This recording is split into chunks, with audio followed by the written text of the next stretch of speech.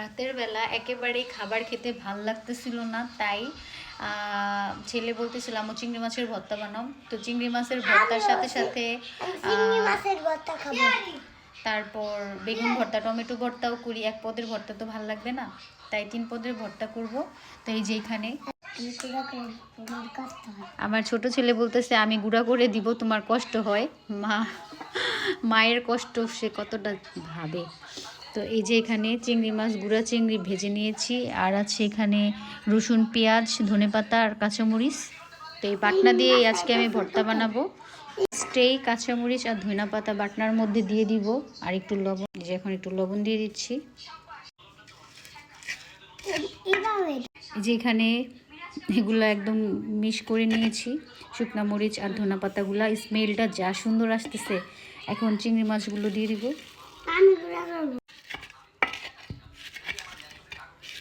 একা একাই ভিডিও করতেছি তো তাই একটু নাড়াচাড়া করতেছে। এই যে এখানে পেঁয়াজ আর রসুন ভেজে রাখা এগুলো দিয়ে দিচ্ছি। ভর্তাটা এরকম আমি আধা বাটায় রাখবো, তো আমি এটাকে এখন পেঁয়াজ আর রসুনের সাথে মিক্সড করে নিচ্ছি। এখন আমি আর আমার ছেলে মিলে বাটনা মাখা ভর্তা খাবো। বাটনার মধ্যে যে গরম গরম ভাত নিয়েছি, এখন এটাকে মাখবো। এটা ধোয়া ওঠা ভাত।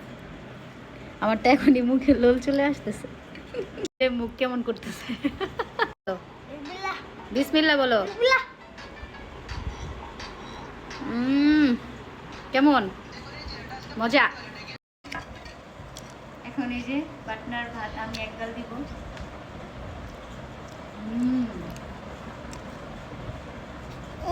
ডাল অমৃত।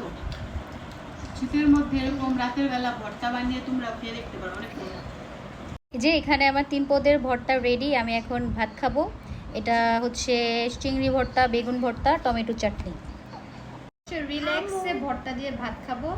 তো এখানে আছে চিংড়ি ভর্তা, বেগুন ভর্তা, টমেটো ভর্তা নিয়ে নিয়েছি। তো একটু একটু করে খাবো। আমার দাও। পুরো করবো। এই যে আমি আদিল চৌ খেয়ে দিচ্ছি, আদিলের ভর্তা দিয়ে ভাত খাবে। আমি না, এখন আমি বেগুন ভর্তা দিয়ে ভাত খাবো। বেগুন ভর্তাটা কেমন হয়েছে? মার্ভেলাস। তুমি